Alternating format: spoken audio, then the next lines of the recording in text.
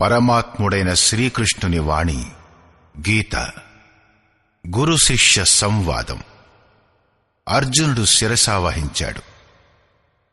శిష్యస్తేహం సాధ్యమాం త్వాం ప్రపన్నం.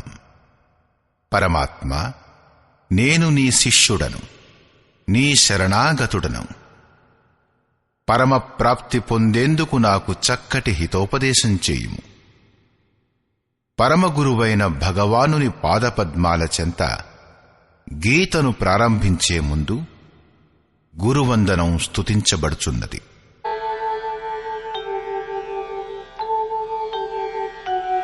ఓం జయ గురుదేవ జయ గురుదేవ జయ గురుదేవ జయ గురుదేవ. ఓం జయ గురుదేవ జయ గురుదేవ జయ గురుదేవ జయ గురుదేవ. ఓం జయ గురుదేవ జయ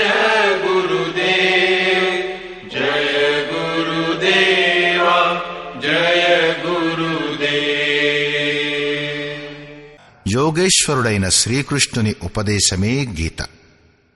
సమస్త విశ్వ మహాపురుషులందరూ ఏ సాధనలు తెలియపరిచారో వాటన్నింటి నిగూఢ గోప్యమైన స్థితుల స్పష్టీకరణ కేవలం గీతలోనే ఉన్నాయి. కనుక సంపూర్ణ మానవ జాతికి కళ్యాణకారి అయిన అతర్క శాస్త్రమే ఈ గీత. మహాభారతంలో సంకేతమయ్యింది. యుద్ధానికి కౌరవ పాండవ సేనలు ఎప్పుడైతే ఎదురెదురుగా నిలుచున్నారో సంపూర్ణ నిశాచరులు కౌరవుల యందు ప్రవేశించారు. మరియు సర్వదేవతలు పాండవుల యందు ప్రవేశించారు. ఈ కథనం ప్రకారం వ్యాస మహర్షి స్పష్టం చేశాడు. గీతయందలి పాత్రలు దేవతలు మరియు అసురులు ప్రతీకాత్మలని. ప్రతి మనిషి అంతఃకరణంలో దైవీ మరియు ఆసురి ఈ రెండు ప్రవృత్తులు అనాది కాలం నుండి ఉన్నాయి. దైవిక శక్తి సంయోగంతో ఎప్పుడైతే మనుష్యుడు యథావిధి ఆత్మస్వరూపం వైపు మొగ్గుతాడో అప్పుడు కామం, క్రోధం, రాగద్వేషాలు మొదలగు ఆసురీ గుణాలన్నీ అడ్డుగా ఆవరిస్తాయి. వాటి నుండి తప్పుకొని నెగ్గడమే వాస్తవిక యుద్ధం. అర్జునునికి వికల్పాలు అంటే ఆయన దృష్టిలో శ్రేయస్సుకై ఉపాయాలు మెలిగాయి. కులధర్మం, పిండోదక క్రియ, వర్ణ సంకరాల నుండి, కులక్షయం నుండి కాపాడుకోవడం కోసమే, యుద్ధానికి సిద్ధంగా లేని కారణంగానే అతని అనుమానాలకు హితమైన సమాధానం కోసమే పరమాత్మునికి 18 అధ్యాయాలు గీతను అర్జునునికి ఉపదేశించవలసి వచ్చింది. చివరిగా పరమాత్ముడడిగాడు, ఇప్పుడు నీకు మోహం నశించిందా అని. అప్పుడు అర్జునుడు ఒప్పుకున్నాడు, పూర్తిగా నా మోహం నశించింది అని. నీ ఆజ్ఞను నీ ఉపదేశం ప్రకారం శిరసావహిస్తాను అన్నాడు. ఇది కేవలం అర్జునునికి కలిగిన అజ్ఞానం కాదు, మానవ మాతృలందరికీ వర్తించే శంకయే. ఏది శ్రేయస్సు, దాన్ని పొందడమెలా? కనుకనే స్త్రీ పురుష ఆబాల వృద్ధ సర్వ మానవాళికి గీత యొక్క 18 అధ్యాయాల పఠనం నియమానుసారం అవసరం. తద్వారా బ్రహ్మవిధి స్మృతి సురక్షితమగుగాక. అటులనే పిల్లలలో లోక కళ్యాణ సంస్కారాలు మెలుగుగాక. ఈ గీతాజ్ఞానం అవగాహన లేక ఏ మనుష్యుడైనా ఈశ్వరుని పథాన్ని చేరలేడు. అక్షయ సుఖము, శాశ్వత శాంతి, లోకులలో సమృద్ధి మూలసూత్ర సమాధానార్థమై వీటిని శ్రవణం చేయడం ద్వారా సంపూర్ణ పరివారం, స్వజన సముదాయం సంస్కారవంతులవుతారు. ప్రపంచంలో మనుష్యుడెక్కడున్నా సరే వారికై ఈ గీత సదైవ అమృతవాణి. గీత మనకు పరమశాస్త్రం. గౌరవమైన విషయం 5000 సంవత్సరాల కన్నా అధికమై కాలాంతరం తర్వాతనైనా కూడా శ్రీకృష్ణుని యథార్థ గీత మన ముందు సన్ముఖమై ఉంది. జన్మజన్మల బంధ విముక్తులై స్వచ్ఛమైన మనస్తత్వ చింతనతో వీటిని అందరూ సద్వినియోగపరుచుకోగలరు.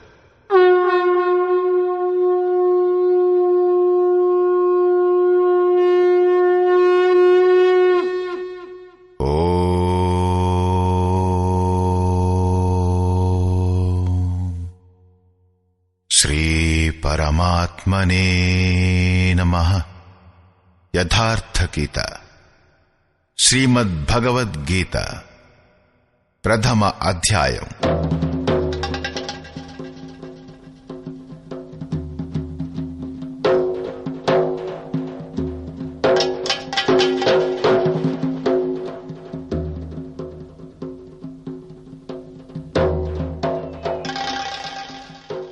ధృతరాష్ట్ర ఉవాచ.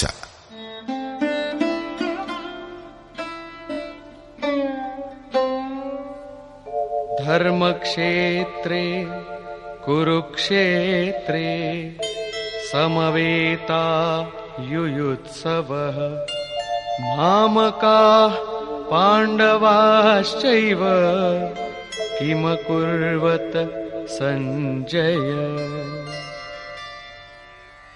ధృతరాష్ట్రుడు సంజయుణ్ణి అడిగాడు, ఓ సంజయ, ధర్మక్షేత్రమైన కురుక్షేత్రంలో ఒక్కచోట చేరి యుద్ధం చేయు కోరిక గలవారైన నావారు మరియు పాండుపుత్రులు ఏం చేశారు? ఆజ్ఞానరూపుడైన వాడు ధృతరాష్ట్రుడు, సంయమరూపి అయినవాడు సంజయుడు.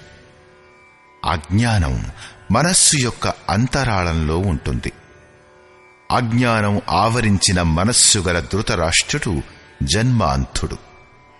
అతడు సంయమ స్వరూపుడైన సంజయుని ద్వారా చూడగలడు, వినగలడు. అతనికి పరమాత్ముడే సత్యమన్నది తెలుసు. అయినా కూడా తన వలన ఉత్పన్నమైన మోహరూపి అయిన దుర్యోధనుడు జీవించి ఉన్నంత వరకు అతని దృష్టి ఎల్లప్పుడూ కౌరవులపైనే ఉంటుంది, అంటే వికృతులపైనే ఉంటుంది. శరీరం ఒక క్షేత్రం. హృదయదేశంలో దైవీ సంపత్తి బాగా ఎక్కువైనప్పుడు ఈ శరీరం ధర్మక్షేత్రమైపోతుంది. ఇందులో ఆసురీ సంపత్తి బహుళమైనప్పుడు ఈ శరీరం కురుక్షేత్రమైపోతుంది. కురు అంటే చెయ్యడం అనర్థం. ఈ శబ్దం ఆజ్ఞార్థకం. ప్రకృతి వలన ఉత్పన్నమైన 3 గుణాలకు వశుడై మనిషి కర్మ చేస్తాడు. అతను క్షణమాత్రం కూడా కర్మ చెయ్యకుండా ఉండలేడు అనంటాడు శ్రీకృష్ణుడు. గుణాలు అతని చేత కర్మను చేయించుకుంటాయి. నిద్రపోయినప్పుడు కూడా కర్మ చేయడం ఆగిపోదు. అది కూడా ఆరోగ్యవంతమైన శరీరానికి అవసరమైన మందు మాత్రమే. ఈ 3 గుణాలు మనిషి నుండి పిపీలీకాది పర్యంతం అందరినీ శరీరాలలో బంధించి ఉంచుతాయి. ప్రకృతి వలన ఉత్పన్నమైన గుణాలు జీవించి ఉన్నంత వరకు చెయ్యడం అన్నది వెన్నంటి ఉంటుంది. కాబట్టి జన్మ మృత్యువుల క్షేత్రం, వికృతుల క్షేత్రం కురుక్షేత్రం. మరియు పరమధర్మస్వరూపుడైన పరమాత్మునిలో ప్రవేశం ఇప్పించగల పుణ్యమయ ప్రవృత్తుల క్షేత్రం ధర్మక్షేత్రం, అంటే పాండవుల క్షేత్రం ధర్మక్షేత్రం. ఇదం శరీరం కౌంతేయ క్షేత్రమిత్యభిధీయతే. అర్జున, ఈ శరీరమే క్షేత్రం. ఎవడైతే ఈ విషయం తెలుసుకుంటాడో అతను దానిని దాటగలడు. అతనే క్షేత్రజ్ఞుడు. ఆ పైన శ్రీకృష్ణుడు క్షేత్రం గురించి విస్తారంగా చెప్పాడు. ఇందులో గల 10 ఇంద్రియాలు మనస్సు, బుద్ధి, అహంకారం 5 వికారాలు మరియు 3 గుణాల వర్ణన ఉంది. శరీరమే క్షేత్రం, ఒక రణరంగం. ఇందులో పోట్లాడుకునే ప్రవృత్తులు 2: దైవీ సంపద అంటే సద్గుణాలు మరియు ఆసురీ సంపద అంటే దుర్గుణాలు. పాండు సంతానం మరియు ధృతరాష్ట్రుని సంతానం సజాతీయ మరియు విజాతీయ ప్రవృత్తులు. అనుభవశాలి అయిన మహాపురుషుని శరణులోకి వెళ్ళినప్పుడు ఈ 2 ప్రవృత్తుల మధ్య సంఘర్షణ ప్రారంభమవుతుంది. ఇది క్షేత్రజ్ఞుల మధ్య సంఘర్షణ మరియు ఇదే వాస్తవిక యుద్ధం. ఇదే ముక్తి. దీని తరువాత జన్మ మృత్యువుల బంధం ఉండదు.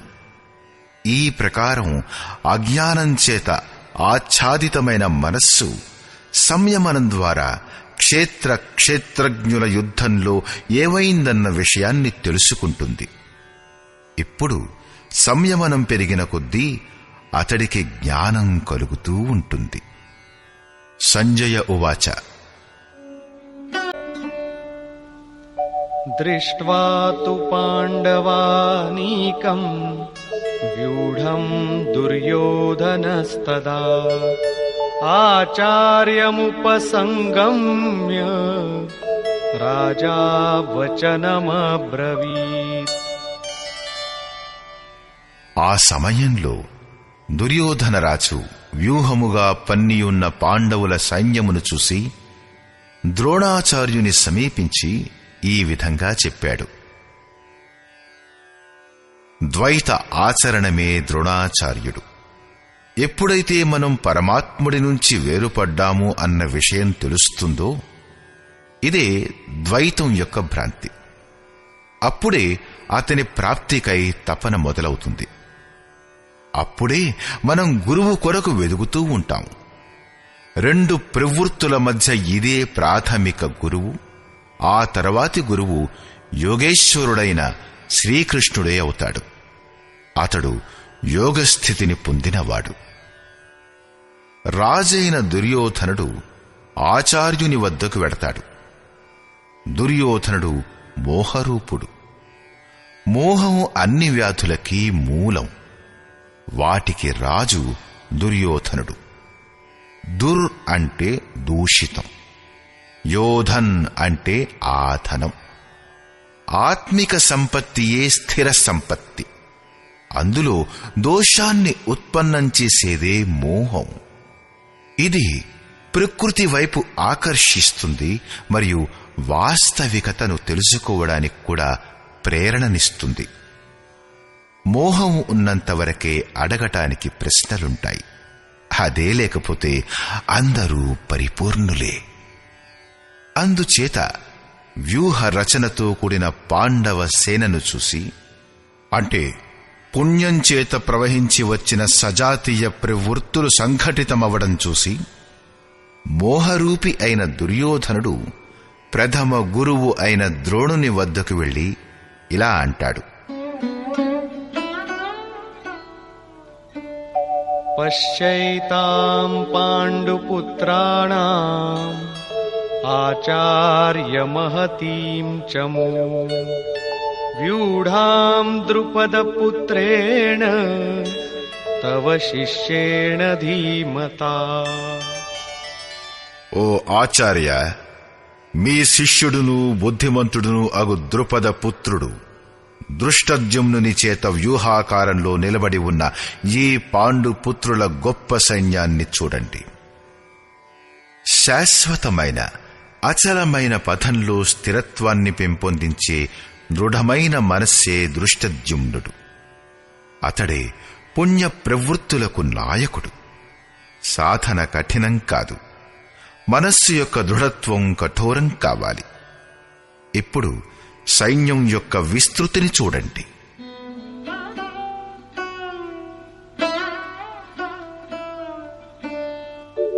అత్ర శూరా మహేశ్వాసా భీమార్జున సమాయుధి युयुधानो विराटश्च द्रुपदश्च महारथः। ఈ సైన్యంలో మహేశ్వాస పరమాత్మునిలో నివాసం కల్పించగల భావరూపుడైన భీముడు, అనురాగరూపుడైన అర్జునునితో సమానులైన చాలామంది శూర వీరులు, సాత్వికతారూపుడైన సాత్యకి, విరాటుడు ఉన్నారు. సర్వత్రా ఆధ్యాత్మిక పథంలో అచల స్థితి అయిన ద్రుపదరాజు మరియు धृष्टकेतुश्चेकितानः काशीराजश्च वीर्यवान् पुरुजित् कुन्तिभोजश्च शैब्यश्च नरपुङ्गवः। దృష్టకేతుః దృఢ కర్తవ్యం, చేకితానః ఎక్కడికి వెళ్ళినా సరే చిత్తమును తిరిగి లాగుకొని వచ్చి ఇష్టదైవంలో స్థిరపరచటం. కాశీరాజః కాయరూపమైన కాశీలోనే ఆ సామ్రాజ్యం ఉంది. పురుజిత్ స్థూల సూక్ష్మ కారణ శరీరాలపై విజయం ఇప్పించేవాడు పురుజిత్. కుంతిభోజః కర్తవ్యం ద్వారా ఇహంపై విజయం సాధించేవాడు. నరులలో శ్రేష్ఠుడు శైబ్యుడు, అంటే సత్య వ్యవహారం కలవాడు. युधामन्युश्च विक्रान्तः उत्तमौजाश्च वीर्यवान् सौभद्रो द्रौपदेयाश्च सर्व एव महारथाः। మరియు పరాక్రమవంతుడైన యుధామన్యు, యుద్ధానికి అనుగుణంగా మనస్సు ధారణ చేయువాడు. ఉత్తమౌజాః శుభం పట్ల ఉత్సాహం గలవాడు. సుభద్రాపుత్రుడైన అభిమన్యుడు మొదలగువారున్నారు. ఎప్పుడైతే కార్యానికి శుభం ఆధారమవుతుందో అప్పుడు మనస్సు భయరహితమవుతుంది. అటువంటి శుభకరమైన ఆధారముచే ఉత్పన్నమైన భయరహితమైన మనస్సు ధ్యానరూపి అయిన ద్రౌపది యొక్క 5 పుత్రులు వాత్సల్యం, లావణ్యం, సహృదయత్వం, సౌమ్యత్వం, స్థిరత్వం అందరూ మహారథులే. సాధనాపథంలో సంపూర్ణ యోగ్యతతో కూడి కలిసికట్టుగా వెళ్లే క్షమార్హతలు గలవారు. ఈ ప్రకారంగా దుర్యోధనుడు పాండవ పక్షంలో ఉన్న 15-20 మంది పేర్లు లెక్కించాడు. అవి అన్నీ దైవీ సంపదలోని మహత్వపూర్ణ అంశములే. విజాతీయ ప్రవృత్తులకు రాజయ్యుండి కూడా మోహం సజాతీయ ప్రవృత్తులను అర్థం చేసుకోవడంలో బాధ్యుల్ని చేస్తుంది. దుర్యోధనుడు తన పక్షం గూర్చి సంక్షేపంగా చెప్పాడు. ఇదే బాహ్య యుద్ధమైతే తన పక్షం గురించి గొప్పగా చెప్పుకునేవాడే. వికారాలను గురించి తక్కువగా చెప్పాడు. ఎందుకంటే వాటిపై విజయం సాధించాలి. అవి నశ్వరాలు. కేవలం 5-6 వికారాలను గురించి మాత్రమే చెప్పడమైనది. వాటిలో సంపూర్ణంగా బహిర్ముఖీనమైన ప్రవృత్తులు నిండి ఉన్నాయి. ఎలాగంటే अस्माकं तु विशिष्टाये तान्निबोध द्विजोत्तम नायका मम सैन्यस्य संज्ञार्थं तान् ब्रवीमि ते। ద్విజోత్తమ, మన పక్షంలో ఎవరైతే ప్రధానమైన వారో వారిని గురించి కూడా మీరు తెలుసుకోండి. మీరు తెలుసుకునేందుకై నా సైన్యంలోని నాయకులను గురించి చెబుతాను. బాహ్య యుద్ధంలో సేనాపతికి ద్విజోత్తముడను సంబోధన అనుచితం వర్ణించబడింది. నిజానికి గీతలో మనస్సు యొక్క 2 ప్రవృత్తుల యొక్క సంఘర్షణం.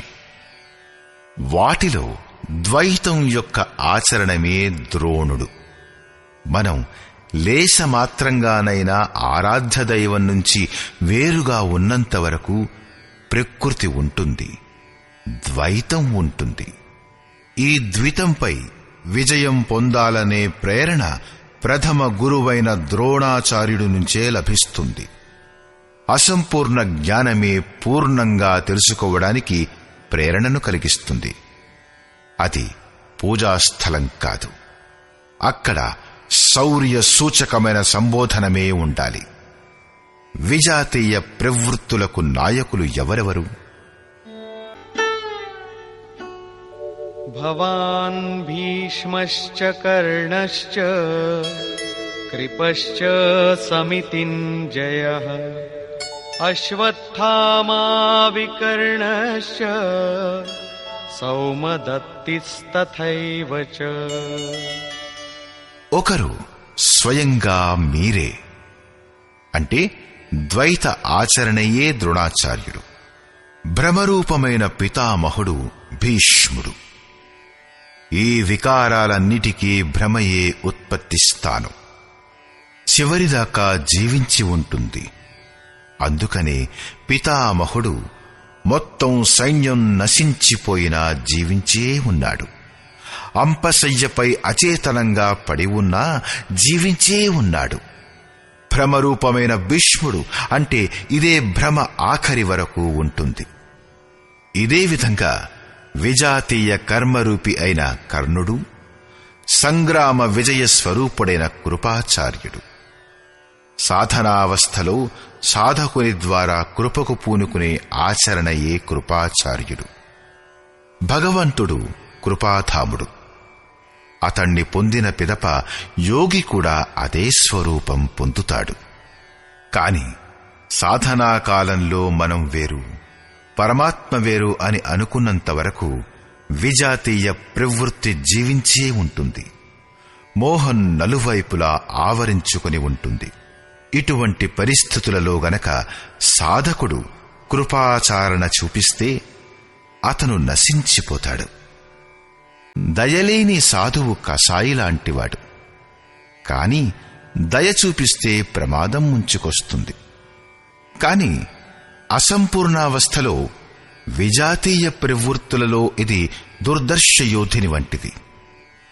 ఇదే ప్రకారంగా ఆసక్తి రూపుడైన అశ్వత్థామ, వికల్పరూపుడైన వికర్ణుడు, భ్రమ అయిన శ్వాస వంటి భూరిశ్రవుడు, వీరందరూ బహిర్ముఖీనమైన ప్రవాహానికి నాయకులు.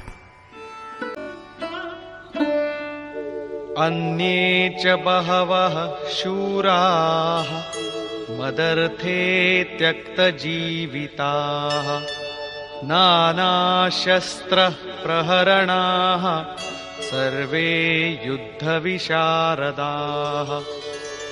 మరియు చాలా మంది శూర వీరులు అనేక శస్త్రాలతో యుక్తులై నా కొరకు జీవితంపై ఆశను త్యజించి యుద్ధానికి సిద్ధంగా నిలబడ్డారు. అందరూ నా కోసం ప్రాణాల్ని త్యాగం చేసేవారే. కాని వారి యొక్క సంఖ్యను సరిగ్గా లెక్కపెట్టలేదు. ఇప్పుడు ఏ సైన్యం ఏ భావాల మూలంగా సురక్షితమై ఉంది? దీనిని గురించి ఇలా చెప్పాడు. అపర్యాప్తం తదస్మాకం బలం భీష్మాభిరక్షితం పర్యాప్తం త్విదమేతేషాం బలం భీమాభిరక్షితం.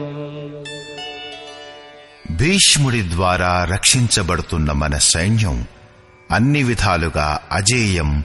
మరియు భీముడి ద్వారా రక్షించబడుతున్న సైన్యాన్ని గెలవడం సులభం. పర్యాప్తం మరియు అపర్యాప్తం వంటి శ్లిష్ట శబ్దాల ప్రయోగం దుర్యోధనుడి భయాకులతను వ్యక్తం చేస్తుంది.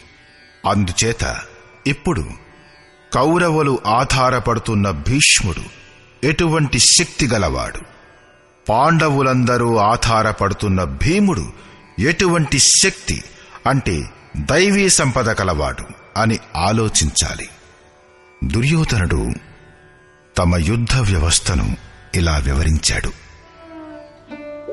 అయనేషు చ సర్వేషు యథా భాగమవస్థితాః భీష్మమేవాభిరక్షन्तు భవంతః సర్వ ఏవ హి. కాబట్టి అందరూ సేనలో తమ తమ నియత స్థానాలలో ఉంటూ భీష్ముణ్ణి అన్ని వైపుల నుండి రక్షించండి. భీష్ముడు జీవించి ఉన్నట్లయితే మనం అజేయులమే. కాబట్టి మీరు పాండవులతో పోరాడక కేవలం భీష్ముణ్ణి మాత్రమే రక్షించండి. భీష్ముడు స్వయంగా తనను రక్షించుకోలేని యోధుడా? కౌరవులకు అతని రక్షణ చెయ్యవలసి వచ్చింది. అతను బాహ్య యోధుడు కాడు. భ్రమ యొక్క ప్రతిరూపమే భీష్ముడు. భ్రమ జీవించి ఉన్నంత వరకు విజాతీయ ప్రవృత్తులు అజేయములు, అంటే కౌరవులు అజేయులు. అజేయుడు అంటే అర్థం గెలవ శక్యం కాని వాడని కాదు. అసలు అజేయుడంటే దుర్జయుడని అర్థం. అంటే అతన్ని గెలవడం కష్టతరమని అర్థం. భ్రమ సమాప్తమైపోతే అవిద్య అస్తిత్వహీనమైపోతుంది. ఆంశిక రూపంలో మిగిలి ఉన్న మోహం మొదలైనవి శీఘ్రంగానే నశించిపోతాయి. భీష్మునిది ఇచ్ఛా మృత్యువు. కోరికే భ్రమ.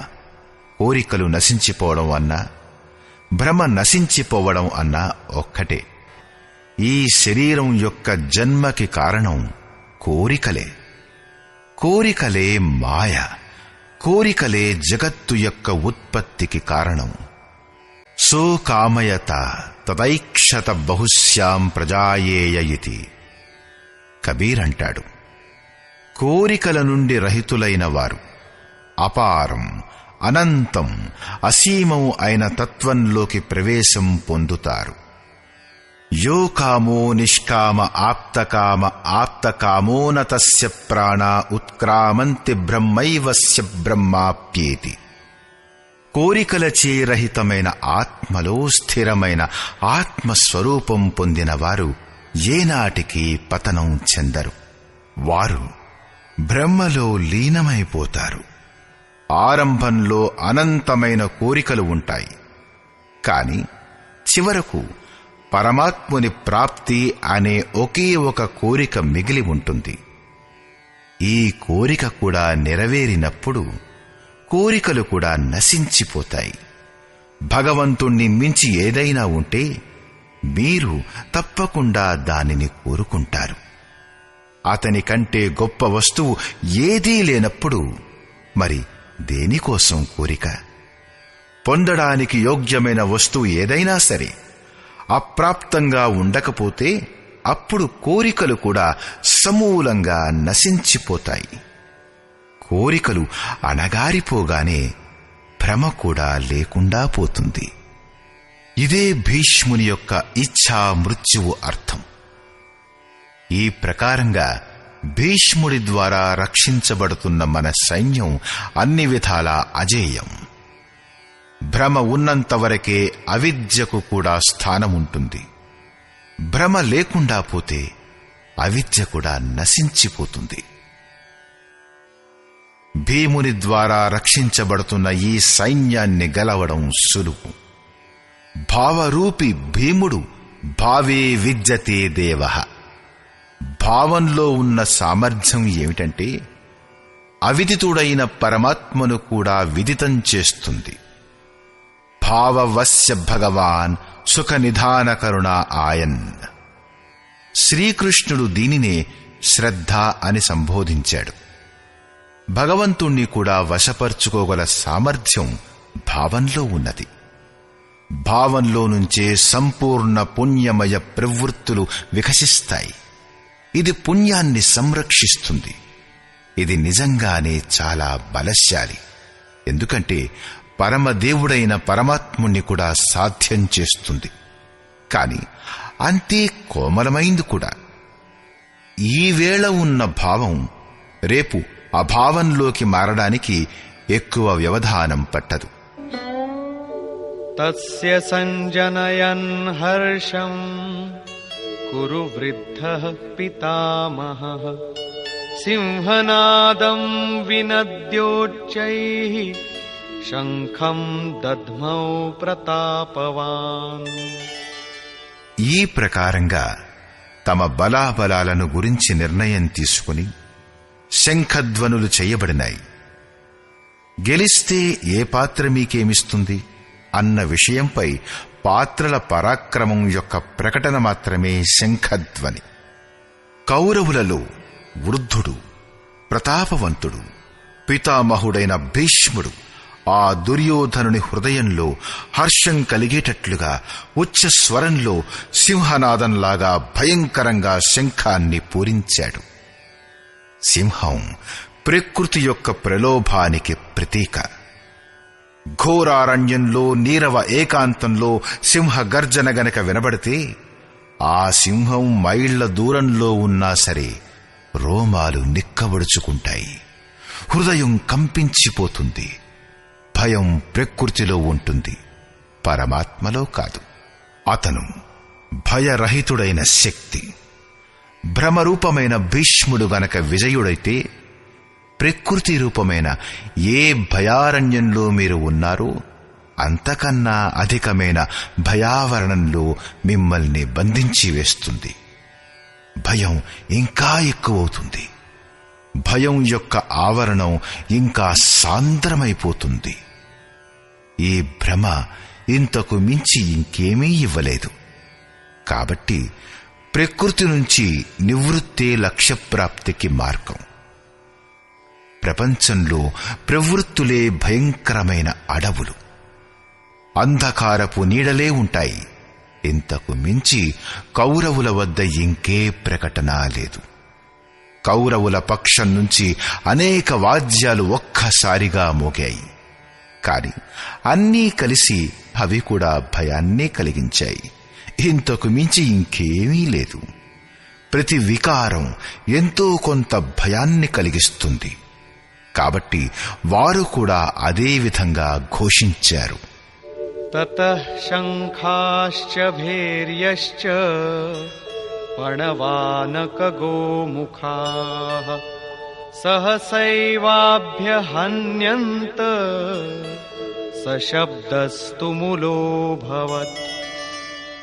తదనంతరం అనేక శంఖాలు, నగారాలు, డోళ్లు మొదలగు అనేక వాయిద్యాలు ఒకేసారిగా వాయించబడ్డాయి.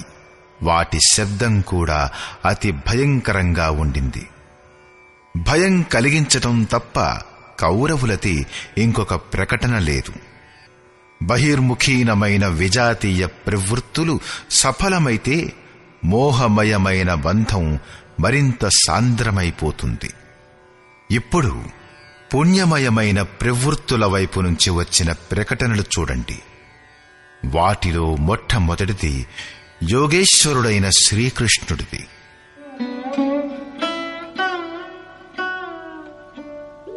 తతః శ్వేతైర్హయైర్యుక్తే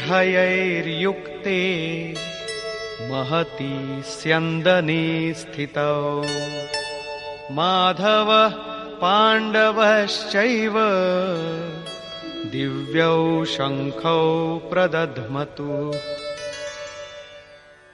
దీని తర్వాత శ్వేత అశ్వములతో యుక్తమైన రథంలు.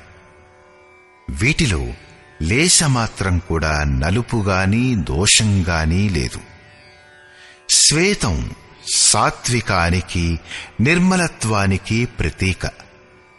మహతిస్యందనే మహారథముపై కూర్చున్న యోగేశ్వరుడైన శ్రీకృష్ణుడు, అర్జునుడు కూడా అలౌకికమైన శంఖాలను పూరించారు. అలౌకిక అంటే ఈ లోకం కన్నా పైది. మృత్యులోకం, దేవలోకం, బ్రహ్మలోకం ఎక్కడి వరకైతే జన్మ మరణాల భయముందో ఆ సమస్త లోకాల కన్నా పైది పారలౌకికం. పారమార్థిక స్థితిని ప్రదానం చేసే ప్రకటనను యోగేశ్వరుడైన శ్రీకృష్ణుడు చేశాడు. బంగారం, వెండి, కొయ్యతో చేసిన రథం కాదు. ఆ రథం అలౌకికం, ఆ శంఖం అలౌకికం. కనుక ప్రకటన కూడా అలౌకికమే. లోకాలన్నిటికీ అతీతంగా ఒక బ్రహ్మ మాత్రమే ఉన్నాడు. నేరుగా అతనితో సంపర్కాన్ని స్థాపింపచేసే ప్రకటన అది. అతను ఆ స్థితిని ఎలా ప్రదానం చేస్తాడు?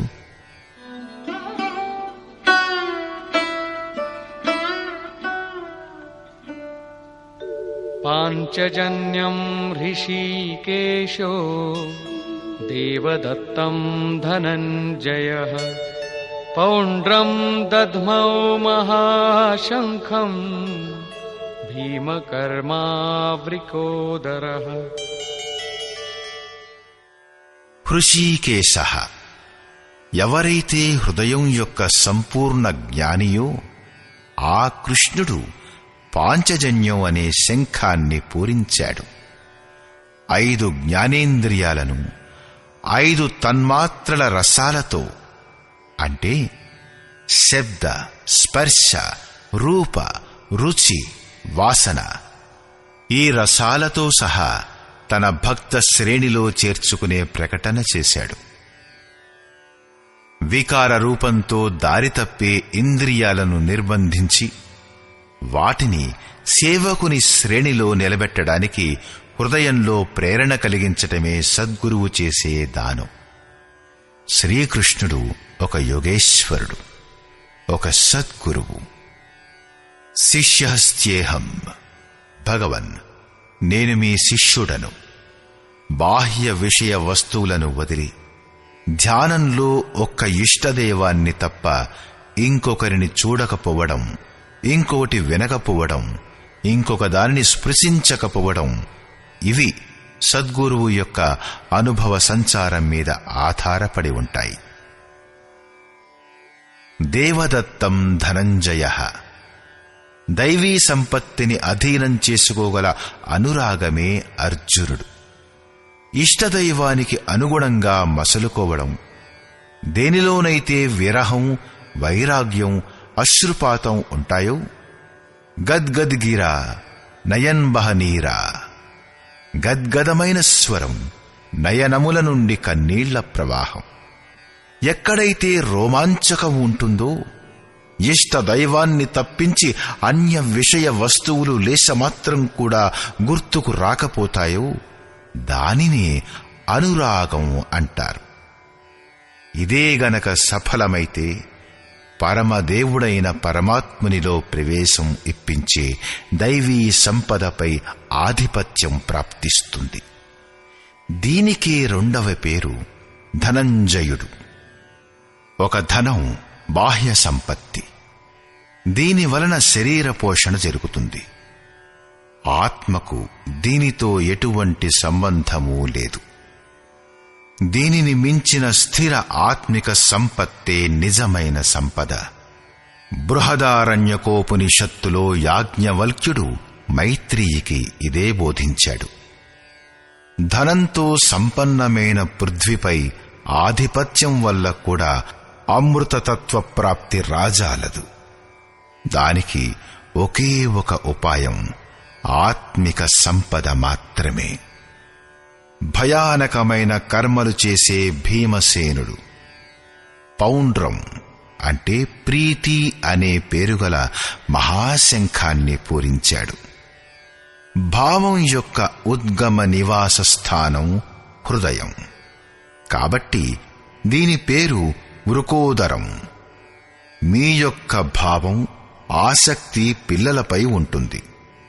కాని వాస్తవానికి ఆ ప్రేమ మీ హృదయంలో ఉంటూ మీ పిల్లల్లో మూర్తీభవిస్తుంది. ఈ భావం మహాబలవత్తరమైనది. అదే ప్రీతి అనే పేరుగల మహాశంఖాన్ని పూరించింది. భావంలోనే ఈ ప్రీతి నిహితమై ఉంటుంది. కాబట్టి భీముడు ప్రీతి పేరుగల మహాశంఖాన్ని పూరించాడు. భావం మహత్తరమైన బలశాలి, కాని దాని సంచారం ప్రీతి ద్వారానే జరుగుతుంది. హరివ్యాపక సర్వత్ర సమాన